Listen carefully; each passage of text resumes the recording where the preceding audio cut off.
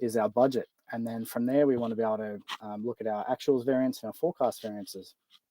But that's really simple in practice, but being able to do that in real time or to do that quickly is actually quite a challenge, as we all know.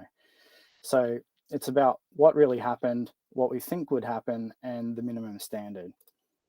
And if we compare that back to our little simple ruler example, will we actually use a ruler if it took 3 months to take an accurate measurement? Well, that's open to debate because, we use a simple tool called Excel, and it often takes more than 3 months to get an accurate measurement. We've all seen the ideal planning cycle. The whole idea, I grew up on Hanson and Moen. Everyone's got a slight variation, but the theme is the same. We like to plan, something happens after that plan, then we like to evaluate it, hopefully put some controls in place, and the feedback goes around in a loop. The thing is, we all know that while that's good in theory and it was great in ACFI 102, it's not exactly how it plays out in reality. So something that's more likely to happen is that we go to plan or do the budget or forecast, we rally the troops, we get ready to fight uphill to get something plausible in place. Often it takes too long to do in full detail, so we fall back on an acceptable shortcut.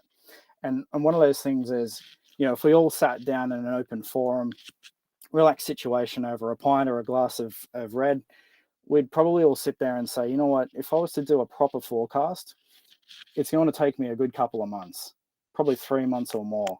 And I don't have 3 or 4 months. I've got to get that done, at least on a monthly cycle. I've got to get it done. So we tend to fall back on shortcuts. We take averages. We look at higher level data. We do all sorts of things that we try to, take a little bit of time and bring it back in. Then the evaluation part, well, it's usually limited, takes place in the eye of the storm, a few days mid-month. You might get a week if you're lucky. And then the control-wise, we make some recommendations on how things would have been different if we'd steered a little earlier. All the while, though, that whole performance part, the business just keeps going. It's changing, adapting, and we're forced as finance people to pick up the slack and just make it happen.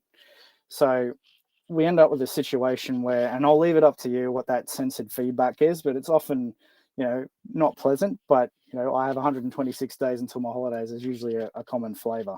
But the idea is that it would have been better if we could be proactive and get in early, and then we could guide those changes. But often it's a little too late. So what tends to happen is it lags rather than leads. And it requires a high degree of energy. And correct me if anyone's here that's got it all down pat, I take my hat off to you. Typically it takes a high degree of energy from the teams to sort of get in there, really lift up and just make it happen. It's a big deal. Why is it so? So in session 1, for anyone that was in session 1 of this series, there was this broad opinion that perhaps budgets and forecasts were taking on less of value because, there's a saying here in Australia, the juice wasn't worth the squeeze. The effort to go through the process, sort of, there's this gray area on the reward. And from my perspective, to answer that, really, it's management doesn't have the tools they need to effectively run the business. We often invest large amounts on ERPs, CRMs, and other transaction systems because we want to maintain audit integrity or help our teams be able to follow due process. But almost always, as finance, we're forced to make do with our existing planning system, which almost always boils down to Excel. As we mentioned, 90% of CFOs said their number one finance reporting tool was Excel. And that was a survey conducted this year. Throwing more headcount at the problem also doesn't solve it. I know from personal experience, you get to a point where there's choke points, and we'll sort of go through that as we explore through the workshop. But there's choke points where just throwing more people to solve the problem, it doesn't, the logistics build up, and at the end of the day, it doesn't always make it quicker. And the final point there is our finance milestones are relatively fixed in time. They can't be pushed back without decent penalties. The board wants their data. You can't just turn around and say, yeah, look, we're having a little bit of trouble, so let's push it back. It's just not an option. So that sets the scene. So at the end of the day, there's something missing because we all know we're here on this call because we're looking for that elusive sort of, what's the special sauce? Well, it's actually relatively straightforward. And it's going to sound funny, but you'll see as we go through the workshop that there are definitely solutions out there that can help. What we're really after is leadership metrics that are forward-looking, that arrive in time, and that actually enables us to make better decisions. It's of no use having a very accurate system or methodology and it turns up a few weeks too late because you had to make the choice a few weeks ago. In terms of centralization, so you want something that can pull the information into a place that it's safe and can be controlled. Whereas at the moment, Excel, it's a little more centralized, but it's not totally perfect because you'll see in the examples which version is the right one that I should be looking at. In terms of confidence, so we need to be able to substantiate the modeling results with appropriate levels of detail. And this goes back to that previous slide where the confidence is a little bit shaken because people are going, well, I need to be able to come up a few levels of detail to get the job done. But ultimately, and we'll sort of go through this in a little more detail as well, but we need to balance that against actually having enough detail to have some confidence in what we're looking at. A very handy feature is about teamwork, and that's really the name of this session, working as a team. So a system that can help us collaborate properly, and we'll sort of go through the fine nuances of that, is a very important feature. I've sort of covered the timely data part above, so we'll skip over that, but obviously it needs to happen at the right time. It's important that whatever tool that we put in place has to be flexible. I mean, the reason we use Excel, and we'll sort of go through that, is Excel is flexible. A lot of people are used to it, they've had exposure to it, but importantly, if you need to make a quick change, you've got people on your team or yourself, you can go in there and you can adapt that model as you need to do it. Something that becomes important, especially with that flexibility, is staffing independence. So the things, the formulae, the rules, they tend to get wrapped up in the mindset of the people that created the sheet. So sometimes that's a bit of an issue where I remember a very large food manufacturer, very large brand, and they had a spreadsheet model. It was 1.4 gig.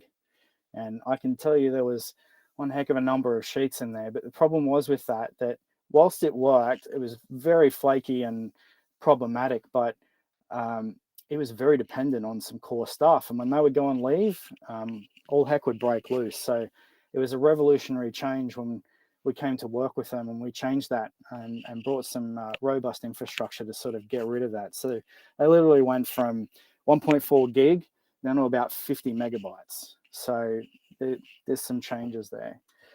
Version control is important. So we want to know, things like actual budget, which forecasts, any what if scenarios, and be able to use them or set them aside as we see fit. Not have to sort of look in a shared drive or a SharePoint or something and sort of go, all right, now 2 years ago, the what if forecast for July was that sheet. And it's not a way of working. It makes it hard to compare when we try and grab today's numbers and compare it back because the business will have changed and the data will have changed. So that version control is important.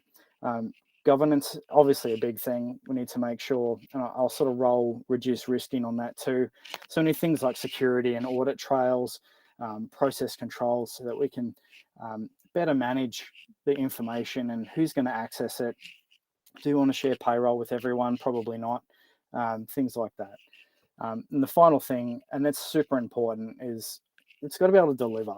So there's no point saying, okay, I'm going to engage in some system or project and it takes 5 years to get in place, because that's a no-win situation.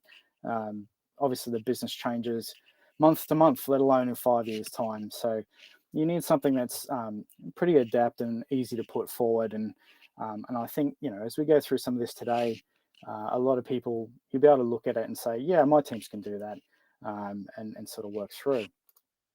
All right, so why do we use Excel? It's really flexible. It's easy to write formulas, and our teams are ultimately very flexible with it.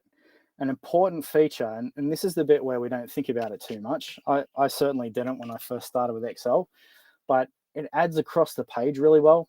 We can do a sum or formulae, and it adds up and down really well. Same deal. We can do some formulae and stuff, and we'll do some samples of that. The thing is, though, that's great. If we look at that that's like a little P&L there, right? We've got some accounts and we've got some months across the top. But we're not just one report.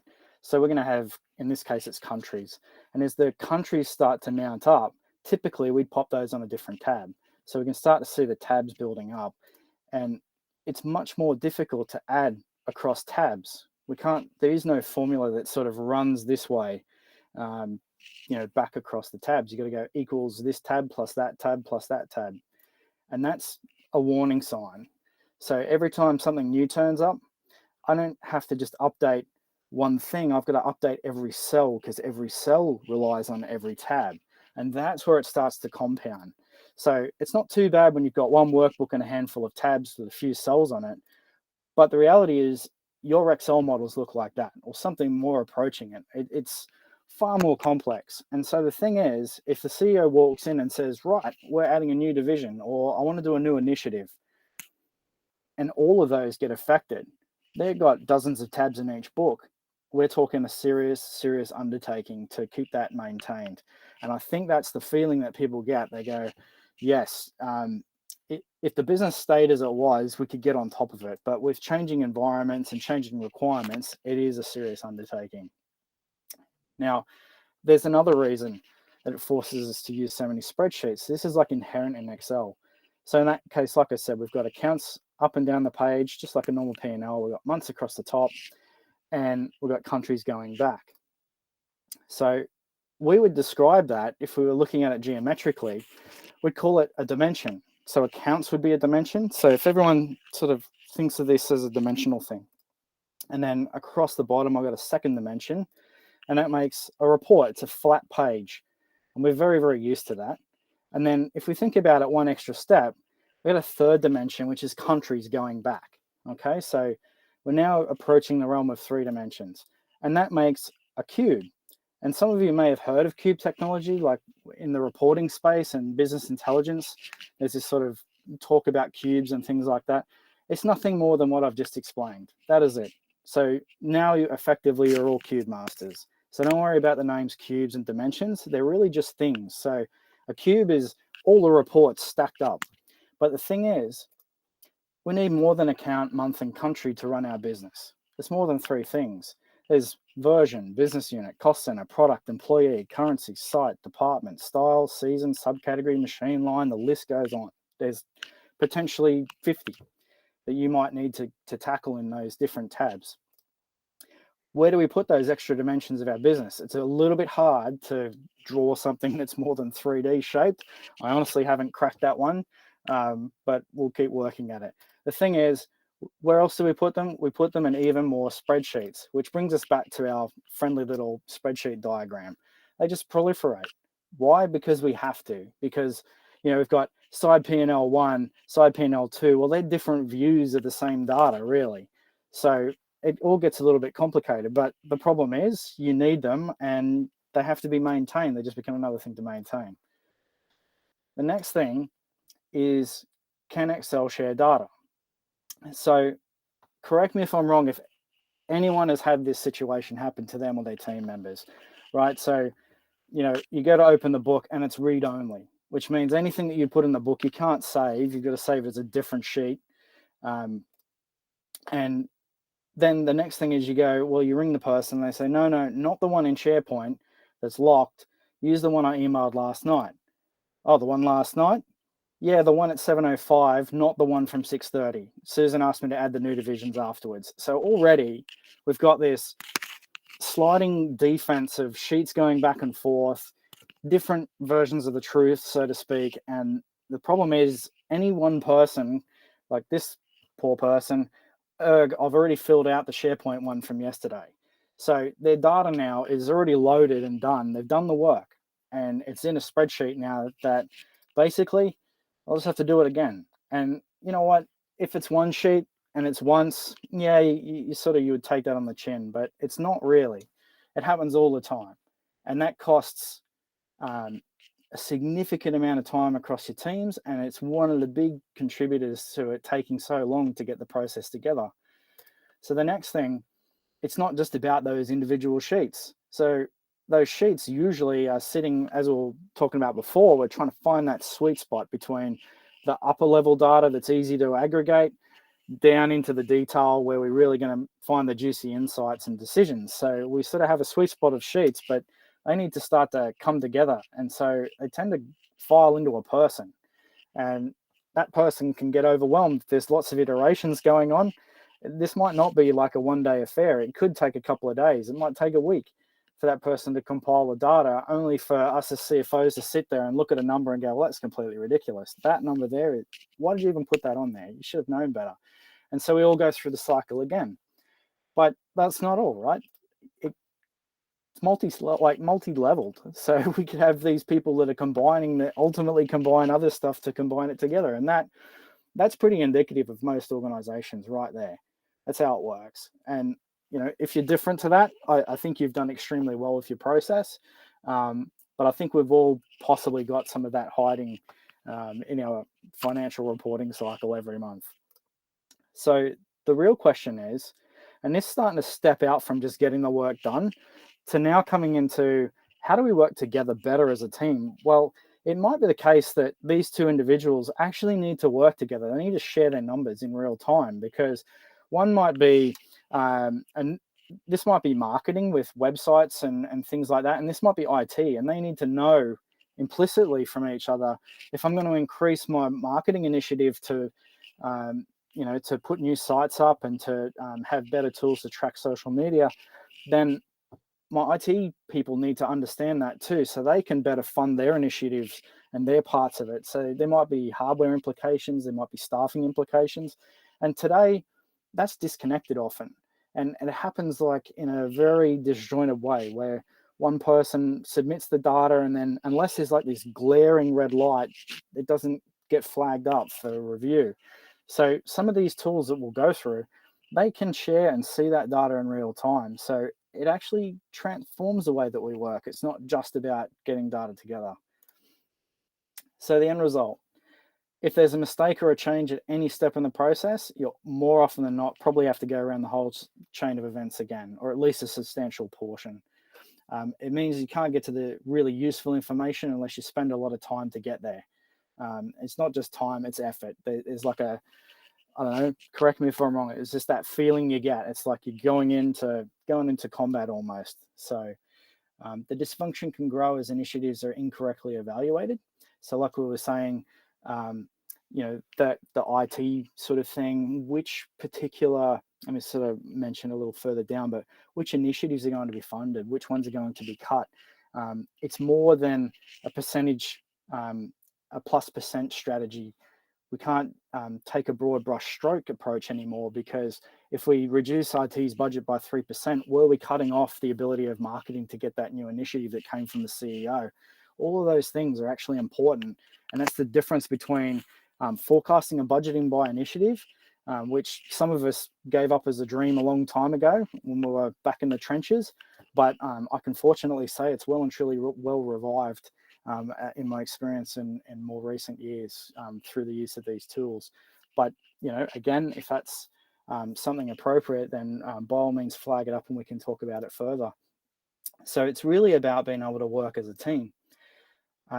So what we're going to take a bit of a look at today is a particular tool called Power Excel. And there's other tools out there, but we're just going to focus on this one today.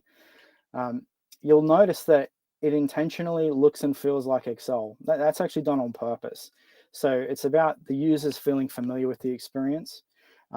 It addresses a central data model. So calculations can be centralized.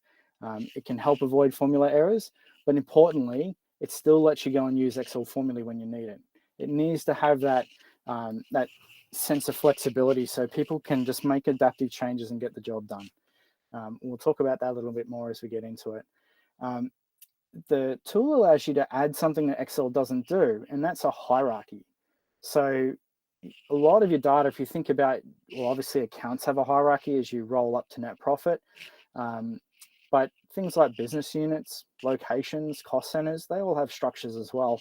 And Excel doesn't really do that. So again, it means every single thing that we work with, you've got to go through and laboriously add it together as you need it. Whereas some of these things can be just dealt with. If you set a parent-child relationship between, like, and we'll do this in a second as an example, but if you take revenue and COGS, there's a fixed relationship there. We don't need to calculate that in every spreadsheet and every cell. Let's save ourselves some time. And that's what these tools do. They shift the burden away from the team to maintain. It allows you to create forecasts and versions, which is a great thing. Another thing, blending actuals with our plans and forecasts. One of the biggest things of change as we go from month to month is we're rolling those actuals forward all the time. So there's a month shift that always has to happen. So the columns have to move. You've got to plug some actuals data in. That's an expensive process to get that preloaded. So if you can, again, shift a bit of that weight away and have a system that can punch that data in, and you just say, well, that month's closed, and it just rolls it over the top of your forecast, that's a great thing as well. We want something that you can connect your data model. So in today's environment, it's great to do a forecast, but we need to do something with it. So there's the financial component to it, which is sort of traditionally what we've focused on. But nowadays, it's a bit more than that. So we want to be able to take those forecasts and potentially the data, because if we do it at an initiative or a detail level, there's some rich planning information there that would be great to go put into a planning. Like you can have planning software systems or production software systems. So you can set demand levels and expected demand levels and things like that. So rather than double handling the data, you can take that rich data and send it somewhere else in real time. So that's another thing as well. To sort of demonstrate that today, we're going to just send some data to a dashboard in real time. It's a bit of a difference to how Microsoft traditionally have done it with using spreadsheets and things like that. So we'll sort of cover that off briefly at the end, but focus of dashboards will be in later sessions in the series, but just to show that this isn't just an Excel sheet. We're sending the data out, and if it goes to Power BI, it can go to anywhere. It lets everyone have access to the data in real time. So that's a really important element. Whatever system you look at, you really want to make sure that it can support the demand of the users. Make sure that when people want to calculate the information, that the information's there and it can move as quickly as they do. Because what will happen, and some of you may have experienced this when you've tried tools in the past, if it doesn't move as quickly as people think, they'll give up and go back to Excel because they go, oh, look, yeah, it's got all the stuff in there, but I can just get it done quicker in Excel. So I'll just go and do that. And they do. And no matter how big a stick or how many times you beat someone with a cane, they won't keep using that tool. So there's this uphill battle to try and implement a tool. So why fight it? Put something in place that can get the job done and let people naturally gravitate to it. That's a really important success measure. In terms of full multi-level security, you want something that not only gives you security at the gate. So if we think about it like a hotel, you could have a security guard at the front lobby and prevent people from accessing the entire building. And most security things in software products, that's how they work. So they'll block you at the door. The thing is, you need, because that hotel has many, many rooms, you want to be able to tailor it so that as you, the customer, you get to go into the room that you want to stay in and you don't really care for the other places. So you need to look at a product that has multi-level security that, yes, has security at the front door, but also manages the security into the different areas of the model, which might be more than just saying, well, yeah, you can access that financial data source. You might want to restrict it down and say, look, you're only in you're in machining department, so you really only should have access to the machining accounts information. So you want to be able to sub-level that down. You want to really tighten it up and make it relevant. So that's just a few points. In terms of what's a bit different, so remember when we looked before, there was like this data flow of spreadsheets coming into like one person or into another spreadsheet. A tool like Power Excel, and it's not just Power Excel, but we'll just, like I said, we're using that as an example. But into the tool, it's all about everyone having access. So they all want to be able to connect in their own time, in their own way. And we'll sort of show that you can change the way that the data presents to suit each person. But at the end of the day, it's still the same numbers that we're all sharing and contributing together. So it's a little bit different compared to using it for normal Excel. It looks like normal Excel, but it behaves a bit differently, as we'll see. Another aspect, sort of touching on, we sort of covered it briefly, but you can have many different products in your software armory for your organization. So you might have things like CRM systems, Salesforce and HubSpot and things like that. You might have access to social media like LinkedIn or even Facebook or Instagram and things like that. They all have information that might be relevant, not just sort of from a marketing perspective, but it's ultimately your larger funnel and things like that. So you want to be able to grab that data if it's available, because someone like your salespeople have spent a lot of time populating Salesforce. So sometimes you can get them to redo a forecast in Excel, but if they've already done the forecast in Salesforce or something else, why fight it? We'll just go get that data. So sometimes you can save some double handling as well. Obviously ERPs, things like SAP or Dynamics or whatever the systems are, everyone these days has some way to get the data in and out. You've got end user tools like Outlook, Excel. Outlook's a bit of an overlooked resource because you've got calendar management and appointments. And so if you want to see what someone's doing next month, you look at their calendar appointments. And so we've got tools that can extract that, and we're not the only ones and so forth, but that's an often overlooked resource outside of Excel. Obviously dashboards, we're sort of familiar with that shiny dashboarding layer these days, things like Tableau, Click, Leonardo, Power BI.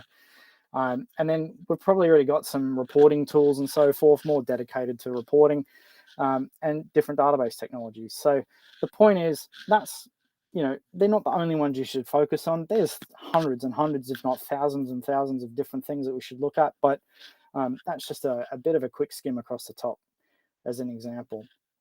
So what I'm about to delve into, I'm going to show a really quick example, and I don't want to get too sort of technical in the back end of it, but we're all able to sort of to keep up on this one. So we've got spreadsheets, they're connected via Power Excel, and there's a finance data set.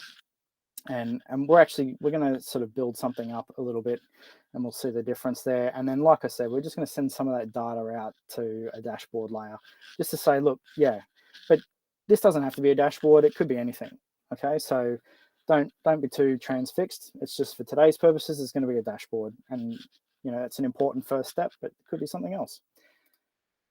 So let's see how the right tool can help. I'm just going to pause the slideshow for a second there. I'm actually going to take a new spreadsheet. Okay, so if I very quickly, if I go over, I'm going to create a P&L. So if I go revenue, cost of sales, gross profit.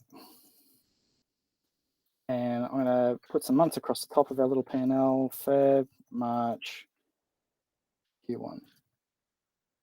And I would need to put some formulae in here if I was doing this in Excel, right? So I'm going to say equals revenue minus some costs. I'm going to fill that across. And then I'm going to go for the quarter, I'm going to go sum, and I fill that across. And these are all fairly fundamental Excel functions, so I think we're all pretty used to that now. And then I'm going to populate the data. I was going to say 500, 600, 700, and 250, 300, 350. Okay, so I've got some information. The thing is, like I said before, we've got this one tab. Now, if I highlight in colors the structure of these tabs, what we've really got is some information about the report around the outside. We've got some formulae that we just created that Excel is going to take care of. And if I highlight the bits in blue in the middle, that's really the only bit out of that report that the blue stuff is that I'm actually working on. That's my forecast figures, or the bits that I'm putting in. And then we've probably got more going on than just these. So we'll use region as our example, and I'll make it USA. So that's going to be green as well. So what we've got is those dimensions that I talked about, or just the things in our company. So we've got region, we've got account down the page, and month across the top. And if I count those cells up, I've got 21 cells, of which only 6 of the 21 are actual data that I need to play with on a month-to-month basis. Okay, so it's going to mean if I maintain these sheets, 72% of what I'm playing with is stuff I have to maintain, but I don't really change. Okay, unless there's a structural change in the business, I'm not really working with anything but blue cells, and that's great. So we have USA, and then let's say we've got the Japan division and the China division. And typically under old school Excel rules, I'm going to shortcut my way to success, and I'll copy the old tab. And I copy it. And then the last but not least is the important bit, and that's the console that's going to bring it all together. And I'll paste my bit as a pro forma. But what I have to do, and remember how I said I've now got to go across the tabs, I have to go equals. I click on every tab and go that plus the Chinese one gives me the result. So I've got to literally manage now every cell in the model. I've got to look after it. Otherwise, my data is wrong. If I miss a cell, if I make that error, the information is not going to be correct. Okay? And then what's going to happen if I have to add a new division? Say we have a career division. You guessed it. I have to do it again. So I've got to go and grab a formula, paste it into career, but I've got to go back to my console and I have to edit my console. And this is the bit that takes time, and it's literally a full-time occupation for people on your staff, and they have to spread that around. Okay, so all good and well. You're familiar with that, and I'm sure you've seen it 100,000 times before. If we do it a bit differently though, so now I'm going to create a new tab, only this time I'm not going to use Excel, I'm going to use Power Excel. And Power Excel in this case is an add-in. So I go new, and anyone that's familiar with a pivot table with Excel, your teams are familiar with it, you'll see the interface is very similar. I'm going to pick the information that I want, and you can see I've got the dimensions here already. I've got region, month, account, and so I can literally create a slice here, send it in, and it's done all the heavy lifting for me. Okay, so I've got my revenue, my cost of sales, and my GP. And the thing is, those dimensions that we're talking about are filters, right? So on any report, it's really a filter. So if I double click that now, I can pick Japan's numbers, and I pick Japan, I press calculate, and the data comes back. If I want any of the other regions, say China's number, no data in China, so we'll go to Japan. There we go. Okay, so the information is already in the system. And now you're going to ask the question, what happens when the CEO walks in, and we'll notice in there we don't have Korea, okay? There's no Korea. CEO walks in and says, Eric, I need Korea across the board. We're going to have a new division. I just come in, I go, yep, pick my region, gives me all the options, and I just come into the bit that I want, Asia in this case. I right click, create a new, and I put Korea. Press the green tick, go. I'm going to clear my cache, which means it resets my connection. And just like that, I now have Korea in the mix, okay? Which means it's going to add up in the model. I don't have to do anything differently, but that nest of spreadsheets that I had before, I might have 50 spreadsheets in the organization, all 50 of them now have Korea. And I don't have to do anything. I don't have to do any formula changes. I have to change the numbers. It's just there, okay? So that is a massive time saver, and it's dead simple. But that's probably not all that we want to look at. So what if I want to look at a different sort of report where I don't want the accounts necessarily. I want to look at it in tandem with my regions. So I can change how those dimensions in inverted commas are structured. So I can say Japan, China, total Asia, and I'll bring career into the mix. And I want my total on top, actually. I'll move it up there. And I'll redo it. I've now created in seconds a P&L summary report by region. So for me to do that with Excel, if I have to go back, it's far more complicated for me to redo that spreadsheet. You know, I could send it to someone and they'll come back to me in a couple of hours maybe to redo it. But I've now got a report any which way I want to look at it. Okay, so the other feature here is you can see there's some green calculations as a GP percent. That's a formula that's inside of the Power Excel engine. So it's calculating that GP percent for me, but it's also doing it if we put some more data in and we don't do a 50% margin there, let's 125. You'll see that it's doing it at different levels. So for China, it's 58%, Japan's 70, but that weighted average GP is 67. So it does it at every level straight away. And as you start to think about that with Excel, it's far more complicated to do, especially when we get more complex sort of product groups and business units, and trying to do all that at once is a lot more complicated. So go ahead, David. Yeah, Eric, just a quick one. In the interest of time, we've got about 5 minutes before we need to hand over to a panel. Could you maybe kind of explain, A, 5 minutes, and secondly, maybe some people are thinking, isn't that just a pivot table? So maybe you could just talk a little bit about that too. Yep. So it is pivot-like, but the difference is that I can write back into it and share the data around. And so here, we'll just sort of step it up a notch. So here we've got some more structured looking reports. So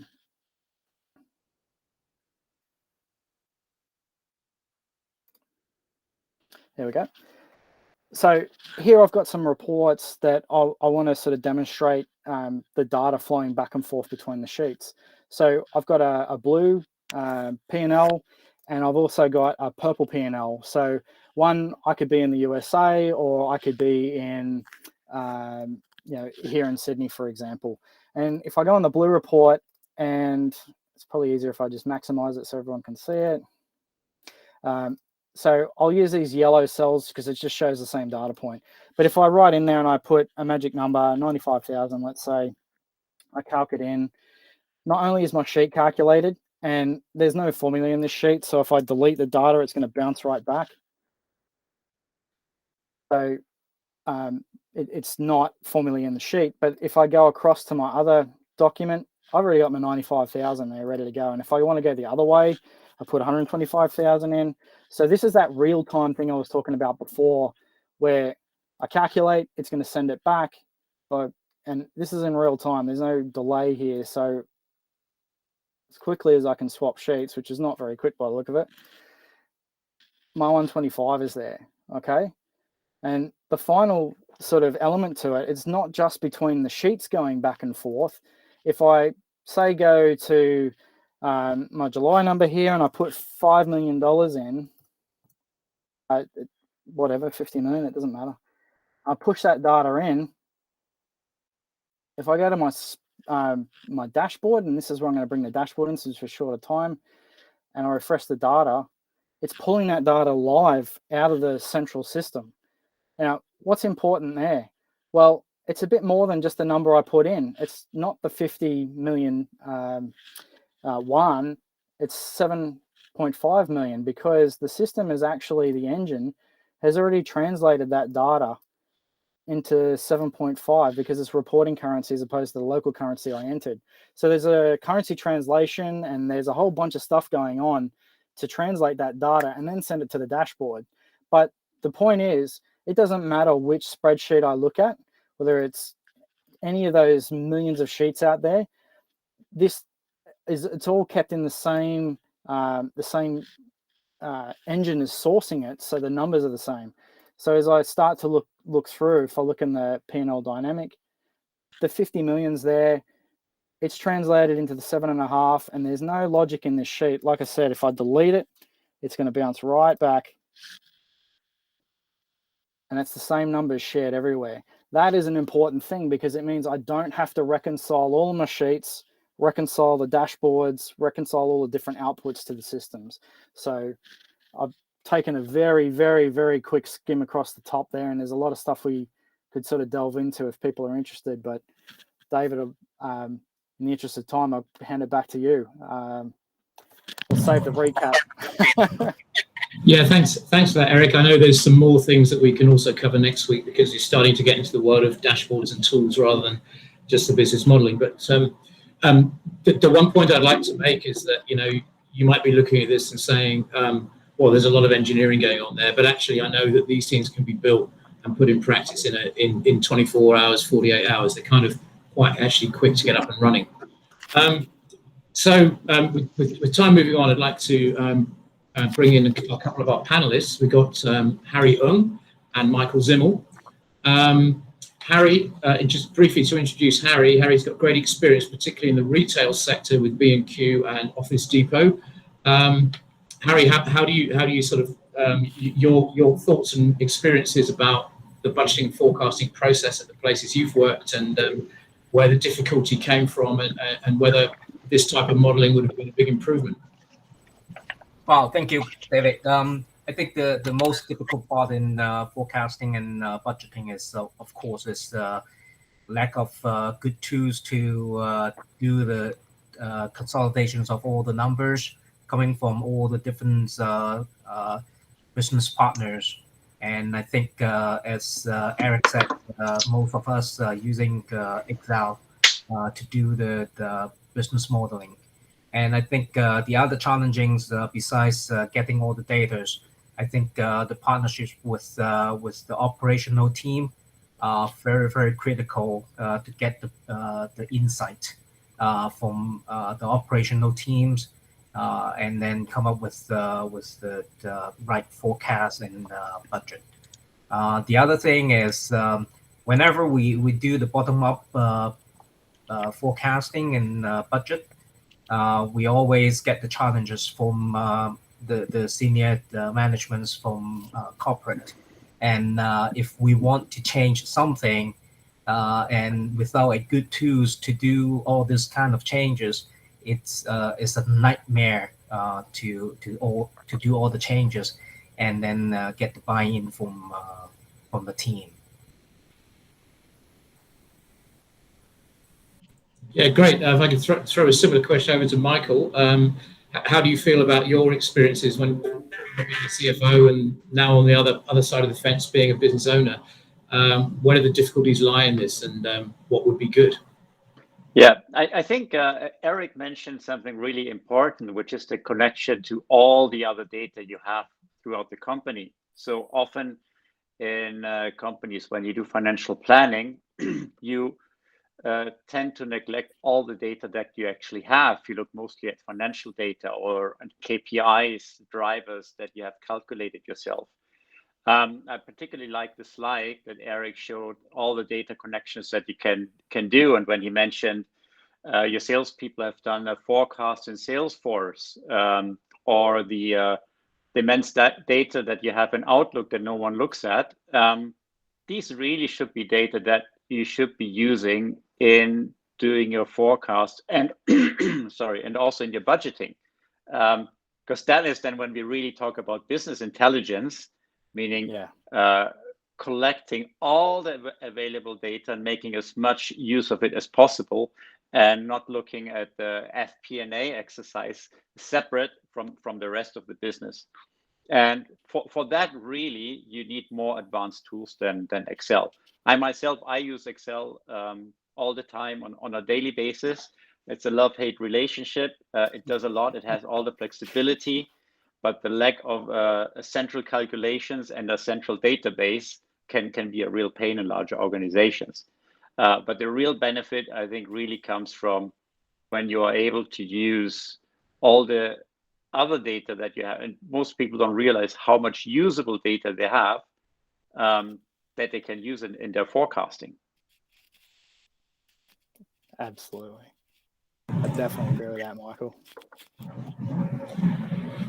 And Harry, back in your experience, was it most of the tools you were using, was it just Excel, or did you have anything more sophisticated than that? And what kind of team had to handle the Excel consolidation side? Were there dedicated resources for that? Well, yeah, mainly is using Excel, and I think the finance team in each of the local business in the regions will do the data collections via Excel, and then the regional team in Asia will do the consolidations of all the Excel spreadsheets. And then we would use the Hyperion to do the submission to the corporate. Right. But when we do this, it's actually we will lose lots of details in our bottom-up working when we're submitting the data to the corporate, and that will impact our analysis subsequently to see how and what the reasons why we can or cannot achieve the target as we set at the very beginning. Yeah.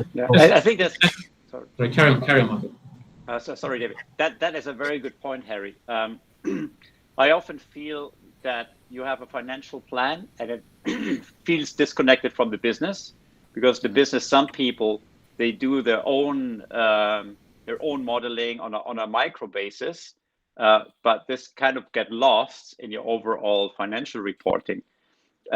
For that, you need to connect these two somehow. Obviously, if you look at a group forecast, you cannot drill down to every single detail. But how you keep that connection is that you assure that you have clear data definitions across the company. So when you talk about a certain driver or KPI that you use in your budgeting and in your forecast, you have to make sure that that is the same definition that is used down to the very smallest unit of your business. Because then when you want to track back and you speak to these people, you're speaking the same language. And then you can do a more detailed analysis on each business unit or functional level. And you know that this analysis or any actions that you take will eventually have a direct impact on your financial forecasts. I mean, it allows you to take these actions. It also gives you high acceptance of your forecast and your budget. It will increase the accuracy, because if you forecast the same way as your sales, as your marketing, as your operational people forecast, you know that you will be closer to reality of what your business reflects. And it will also increase the effectiveness of real-time reporting, because you can draw on the same data to do ad hoc reports for analysis that people may need for short-term decision making, and you will be sure that this decision making is linked to the overall forecast that you have in your mind, even though that may not show all the details in the first sight. In fact, yes, I was going to make a similar point in that Hyperion can do a lot of this stuff, but unfortunately, the way often that companies implement tools like Hyperion is head office, which doesn't understand the local business at all, decide the reporting template, and they lock it all down in a way that you can only put data into Hyperion in that structure. They don't actually allow the local businesses to build out a model that can cater for this Excel spaghetti, which would actually be really, really helpful at local level, because simply head office don't understand it and they can't cope with that kind of modeling. So it sort of becomes, you're dumbing down a tool which could actually help you quite a lot.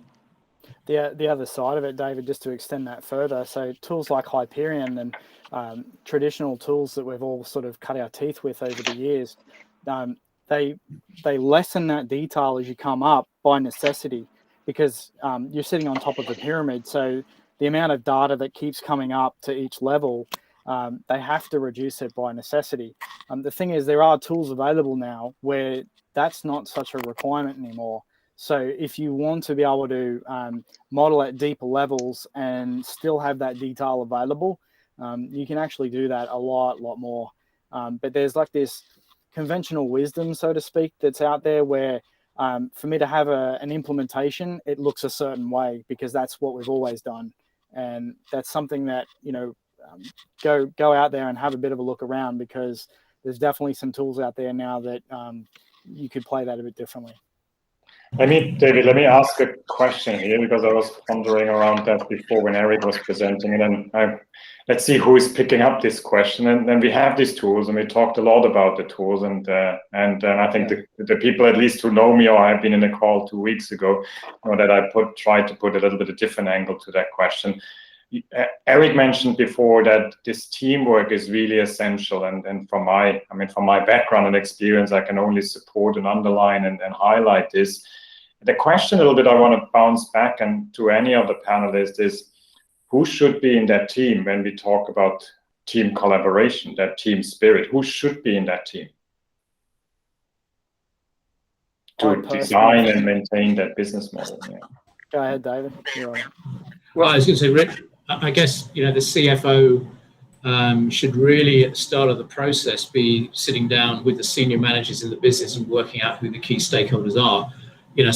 Some departments like marketing and some of the product teams might be really, really important because they've got specialist knowledge around the drivers of the business. Maybe your IT head doesn't have that and is not such a necessary person. But I think the CFO should be the best person to be able to work out who the key collaborators should be. Yeah, I think a CFO generally has the standing within the business as well. There should be their task to make sure that all the data used is objective and is not influenced by any specific agenda, and really have in mind that it should be useful to the overall top management of the company and on every single level of the company. So I think the lead should be from the CFO, and then depending on in which area you go to, you have to create your teams for certain areas of the business.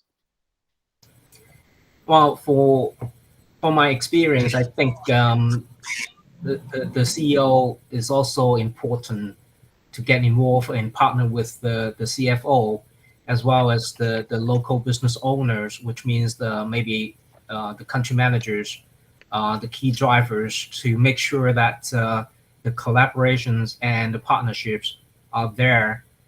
This is very, very important, because most of the time, the operational team will think, oh, this is only finance exercise. It's none of my business. And without the senior team support and driving the whole process, it will be very, very difficult for the CFO alone and the finance team to drive the good budgeting process. I would. Great, thanks for that. We're probably going to have to wrap it up in the interest of time, unfortunately. We can pick up some of these themes in 2 weeks' time on the next workshop, because we're going to be talking about business intelligence tools, and obviously there's a big overlap with the modeling side into how that links to the tools. So any more ground in this area can certainly be covered then. In the meantime, do reach out, ask any questions that you might have wanted to cover today. You can either email me directly, david.newton@trinitybridge.asia. You can put something out on the Contact Us section of the CFO Connect's website. But I'll be writing to all of you, give you access to the slides and the recordings of today. And we're in the process of planning some CFO Connect's social events. So we hope to be coming back to you with some very good news shortly, where we can get together and enjoy a glass or two and exchange pain points and maybe even some solutions. So thank you for your time and presence today. Thank you very much, and see you in 2 weeks. Thank you. Thank you, everyone. Cheers. Thank you. Have a great day.